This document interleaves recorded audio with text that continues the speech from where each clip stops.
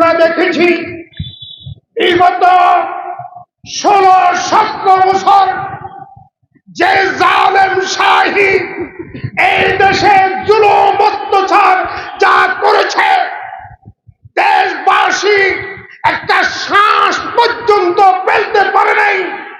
ওই জালেম শাহীর উপরে বল করে এই তথাকথিত এই বাতিল গ্রুপ সাদিয়ানি যাদেরকে বলা হয়, এই গ্রুপ যে তাণ্ডব ইতিপূর্বে করেছে এর নিন্দা জানানোর ভাষা আমাদের না। তারা নিরীহ ছাত্রদেরকে, ওলামায়ে কেরামকে যেভাবে মেরেছে, আহত করেছে, আমাদের এক ভাইকে শহীদ পর্যন্ত করেছে।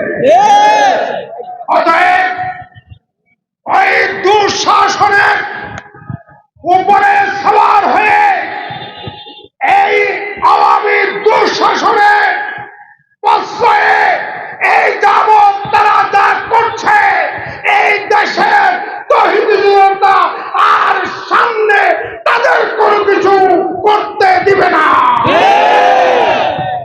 বন্ধুগণ, এই দেশের সর্বশ্রেষ্ঠ ব্যক্তিত্ব হেফাজত ইসলাম বাংলাদেশের আমির সহ দেশ বরেণ্য 12 জন আলেমের বিরুদ্ধে মিথ্যা মামলা করেছে। আমরা এই মিথ্যা মামলার তীব্র নিন্দা এবং প্রতিবাদ করছি। অবিলম্বে এই মামলা যদি প্রত্যাহার করা না হয়, তাহলে হেফাজত ইসলাম সহ দেশে আপামর মুসলমানরা কঠোর কর্মসূচি দিতে বাধ্য হবে। পরিষ্কার ভাষায় বলে দিতে চাই, হক বাতিলের প্রশ্নে বাতিলকে যদি বর্তমান অন্তর্বর্তীকালীন সরকারের কেউ প্রশ্রয় দেয়, আমরা তা কখনো বরদাস্ত করতে পারি না, পারবো না। অন্তর্বর্তীকালীন সরকারের প্রতি দাবি জানিয়ে বলব, বৈষম্যের জন্য এই দেশে যেরকম ছাত্ররা জীবন দিয়েছে, এই দেশে আলেম হাফেজ সহ সকল ধর্ম নির্বিশেষে অনেক লোকের জীবন দিয়েছে। তাই আমরা মনে করি বাংলাদেশের ইজতেমা দুইটা না একটা হবে। দ্বিতীয় কোন ইজতেমা, এটা বৈষম্য, এটা মানি না, মানি না, মানি না, মানতে পারি না।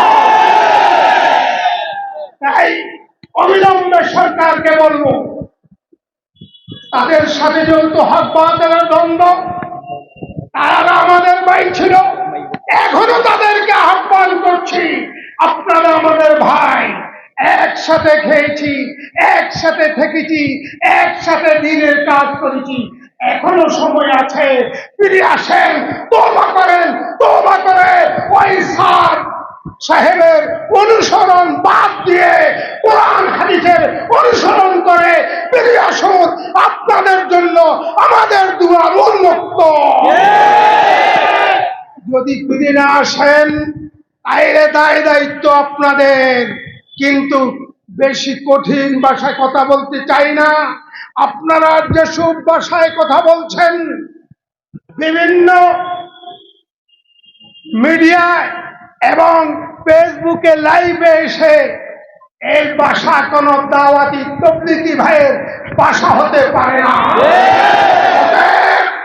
একটু কঠিন ভাষা, এসব ভাষা ব্যবহার প্রত্যাহার করুন, হামলা মামলা বন্ধ করুন, না হয় এই দেশবাসী জেগেছে, জেগেছে, এদের বিরুদ্ধে জেগে উঠবে ইনশাআল্লাহ। অতএব শেষ কথা, পরিষ্কার কথা, মানে হেফাজত ইসলাম সহ দেশের আপামর তৌহিদি জনতা সকল দল মত নির্বিশেষে সকলের একটি কথা, দাওয়াত তাবলীগ কোরআন হাদিসের নমুনায় নকশা কদম ওলামায়ে কেরামের তত্ত্বাবধানে যেভাবে চলে আসছে, রসূলের মানহাজে, রসূলের তরিকায়, সাহাবা কেরামের মানহাজের তরিকায় সেভাবে আছে, থাকবে ইনশাআল্লাহ। আমরাও আছি। খোদা হাফেজ। বাংলাদেশ জিন্দাবাদ। দাওয়াত তাবলীগ।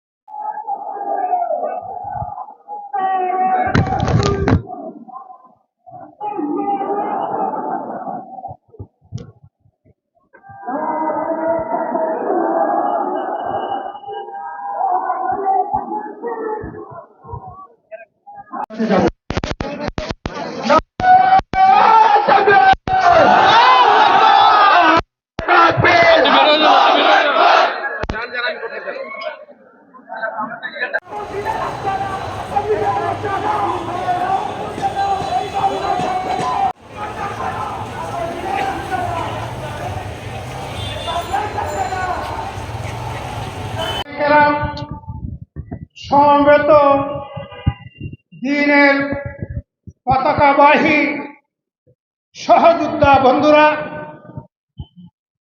আপনারা জানেন এই যাবৎ হক এবং বাতিলের দ্বন্দ্ব চলে আসছে।